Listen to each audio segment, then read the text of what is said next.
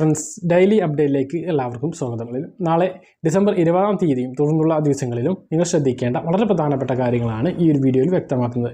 വീഡിയോയിൽ കടക്കുന്നതിന് മുമ്പ് ആദ്യമായിട്ട് ചാനൽ കാണുന്ന ആളുകൾ ചാനലൊന്ന് സബ്സ്ക്രൈബ് ചെയ്ത് ബെല്ലൈക്കൺ എനേബിൾ ചെയ്ത് വെക്കുക.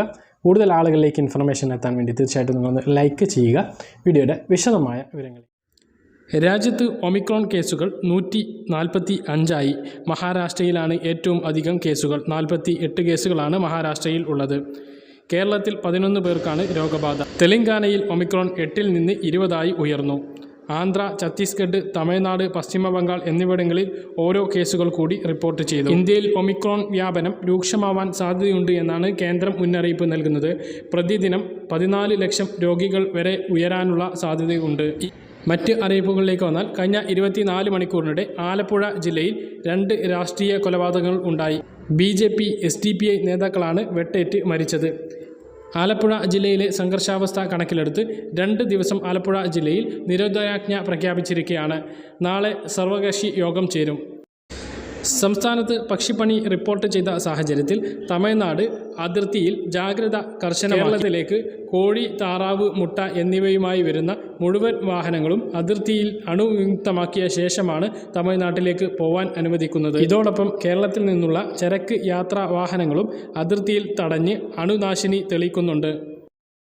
വിവാഹപ്രായം ഉയർത്താനുള്ള ബില്ല് നാളെ പാർലമെൻറ്റിൽ അവതരിപ്പിക്കും. ഇന്ന് 19-ാം തീയതിയായി. നാളെ മുതൽ ഇനി 10 ദിവസങ്ങളാണ് നമുക്ക് റേഷൻ വാങ്ങാൻ ബാക്കിയുള്ളത്. കാരണം 2 അവധി ദിവസങ്ങൾ വരാനുണ്ട്. ക്രിസ്മസ് അവധിയും അതുപോലെ തന്നെ ഞായറാഴ്ചയൊക്കെ ഇനിയും വരാനുണ്ട്. അതുകൊണ്ട് തന്നെ നിങ്ങളുടെ ഭക്ഷ്യവിഹിതങ്ങളൊന്നും നഷ്ടപ്പെടാതിരിക്കാൻ ഉടൻ പോയിട്ട് വാങ്ങണം. കഴിഞ്ഞ മാസം, അതിൻ്റെ മുമ്പത്തെ മാസവും വാങ്ങാത്ത ഒരുപാട് ആളുകളുണ്ട്. കഴിഞ്ഞ മാസം തന്നെ 15 ലക്ഷത്തിലധികം ആളുകൾ റേഷൻ വാങ്ങിയിട്ടില്ല. അവർ ഈ ഒരു 10 ദിവസത്തിനുള്ളിൽ റേഷൻ വാങ്ങിയിട്ടില്ലെങ്കിൽ അവർ നീല, മഞ്ഞ, പിങ്ക് റേഷൻ കാർഡുകാരാണ് എങ്കിൽ അവരെ ആ കാർഡിൽ നിന്നും ഒഴിവാക്കുന്നതാണ്. അവർക്ക് പിന്നെ വെള്ള കാർഡായിരിക്കും എന്നുള്ളത് പ്രത്യേകം ഓർമ്മിപ്പിക്കുന്നു. ഇത്തരത്തിൽ മുൻഗണനാ ലിസ്റ്റിൽ നിന്ന് ഒഴിവാക്കിയത് 500,000-ലധികം പേരെയാണെന്ന് നമുക്ക് PDS സൈറ്റിൽ, സിവിൽ സപ്ലൈസ് ഡിപ്പാർട്ട്മെൻറ്റിൻ്റെ ഔദ്യോഗികമായ വെബ്സൈറ്റിൽ കയറിയാൽ നമുക്ക് കാണാവുന്നതാണ്.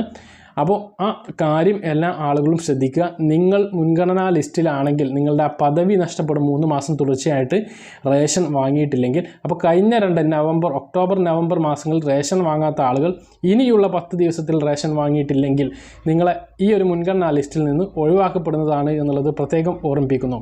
മറ്റൊരു പ്രധാനപ്പെട്ട കാര്യം, ഇന്നലെ ഭക്ഷ്യമന്ത്രി പറഞ്ഞ കാര്യമാണ്. ഇന്നലെ ക്രിസ്മസ് ന്യൂ ഇയർ ചന്ത ഉദ്ഘാടനം ചെയ്തിരുന്നു. തിരുവനന്തപുരം പുത്തരിക്കണ്ടം മൈതാനിൽ വെച്ചിട്ട് നമ്മുടെ ഭക്ഷ്യമന്ത്രി ഇത് ഉദ്ഘാടനം ചെയ്തിരുന്നു. ഉദ്ഘാടന സമയത്ത് ഭക്ഷ്യമന്ത്രി പറഞ്ഞിട്ടുള്ള ഒരു കാര്യമാണ് നമ്മൾ ഇന്നലെ ഒരു വിവാദമായിട്ടുള്ള ഒരു വാർത്ത നമ്മൾ ഇന്നലെ നിങ്ങളെ അറിയിച്ചിരുന്നു. അതായത് മില്ലുകൾക്ക് നമുക്ക് നൽകുന്ന അരിയിൽ മില്ലുകൾക്ക് ഒരു ഉത്തരവാദിത്വം ഇല്ല എന്നുള്ള തരത്തിലുള്ള ഒരു വാർത്ത നമ്മൾ റിപ്പോർട്ട് ചെയ്തിരുന്നു. അത്തരത്തിലുള്ള കരാറ് റദ്ദാക്കി എന്നുള്ളതാണ്. 3 മാസം ഈ ഒരു അരിയുടെ കാര്യത്തിൽ മില്ലുകാർക്ക് ഉത്തരവാദിത്വം ഉണ്ടായിരുന്ന ഒരു കരാറ് ഭക്ഷ്യമന്ത്രിയുമായി നടത്തിയ ചർച്ചയിൽ അവർ റദ്ദാക്കിയിരുന്നു. ആ ഒരു കരാറിനെ പറ്റിയിട്ട് പത്രമാധ്യമങ്ങളും സോഷ്യൽ മീഡിയയിലൊക്കെ ന്യൂസുകൾ വന്നിരുന്നു. നമ്മൾ തന്നെ അത് റിപ്പോർട്ട് ചെയ്തിരുന്നു. ആ വാർത്തകൾ ശ്രദ്ധയിൽപ്പെട്ടതിൻ്റെ അടിസ്ഥാനത്തിൽ ഇന്നലെ ഭക്ഷ്യമന്ത്രിയുടെ പ്രസ്താവന വന്നിട്ടുണ്ട്. ഭക്ഷ്യമന്ത്രി പറഞ്ഞത് ആ കരാറ് റദ്ദാക്കും എന്നാണ്. അതായത് അരിയുടെ ഗുണനിലവാരത്തിൽ മില്ലുകാർക്ക് ഉത്തരവാദിത്തം ഉണ്ടാകുകയില്ല എന്നുള്ള കരാറ് റദ്ദാക്കും എന്നാണ് ഇപ്പോൾ ഭക്ഷ്യമന്ത്രി പറഞ്ഞിട്ടുള്ളത്. അത് അങ്ങനെ റദ്ദാക്കുകയാണെങ്കിൽ നല്ല കാര്യമാണ്. കാരണം നമ്മളുടെ കൃഷി ചെയ്യുന്ന ആളുകളെല്ലാം ഈ ഒരു അരിയൊക്കെ നമ്മൾ സർക്കാരിന് നൽകുകയാണ്. താങ്ങുവില സർക്കാരിന് നൽകുമ്പോഴേ കിട്ടൂ. അങ്ങനെ സർക്കാർ സംഭരിക്കുന്ന എല്ലാ നെല്ലുകളും 56 മില്ലുകൾക്ക്, കേരളത്തിലുള്ള 56 മില്ലുകൾക്ക് നൽകുകയാണ്. നല്ല ഗുണനിലവാരമുള്ള അരികളാണ് നമ്മുടെ നാട്ടിലൊക്കെ കൃഷി ചെയ്യുന്നത്. ഈ ഒരു നെല്ല് അവർ അരിയാക്കിയിട്ട് 1 കിൻഡൽ നെല്ല് അങ്ങോട്ട് നൽകുമ്പോൾ 65 കിലോ അരി ഇങ്ങോട്ട് നൽകണം എന്നുള്ളതാണ് കണക്ക്. അതിന് നമ്മൾ ഒരു 300 രൂപക്ക് ചുവടെ സർക്കാർ അവർക്ക് നൽകുന്നുമുണ്ട്. അപ്പോൾ 1 കിൻഡലിന് നൽകുന്നുണ്ട്. ആ ഒരു സാഹചര്യത്തിൽ അവർക്ക് ഇതിനെക്കുറിച്ച് യാതൊരു ഉത്തരവാദിത്വം ഇല്ല എന്ന് പറഞ്ഞാൽ ഈ നല്ല അരി അത് സ്വകാര്യ വ്യക്തികൾക്ക് മറിച്ചു വിൽക്കുകയും പകരം മോശപ്പെട്ട വില കുറഞ്ഞ അരി, പഴകിയ അരിയൊക്കെ നമുക്ക് സർക്കാരിന് നൽകാനുള്ള അരിയിലേക്ക് തരുകയും ചെയ്യും. അങ്ങനെ വരുമ്പോൾ ഇതിൻ്റെ ഒരു ഉത്തരവാദിത്വം നമ്മൾ ഈ മോശപ്പെട്ട അരി വെറുതെ കിട്ടുന്നതല്ലേ, അല്ലെങ്കിൽ സബ്സിഡി ഇനത്തിൽ കിട്ടുന്നതല്ലേ എന്നൊക്കെ കരുതിയിട്ട് നമ്മൾ വീട്ടിൽ കൊണ്ടുപോകും. നമ്മൾ എന്താ ചെയ്യുക? നമ്മൾ റേഷൻ കടക്കാരനൊന്ന് കുറ്റം പറയും, അത്രേ ചെയ്യുള്ളൂ.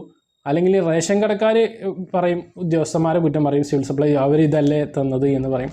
പക്ഷെ അതിന് മുകളിൽ ചെയ്യുന്ന ഈ കാര്യങ്ങളാണ്. അത് തീരുമാനം ഭക്ഷ്യമന്ത്രിയുടെ ഭാഗത്തു നിന്ന് ഉണ്ടായിട്ടുണ്ട്. തീരുമാനമല്ല, ഒരു പ്രഖ്യാപനം ഉണ്ടായിട്ടുണ്ടാകും. തീരുമാനം ഉടൻ ഉണ്ടാകും എന്ന് നമ്മൾ പ്രതീക്ഷിക്കുന്നു.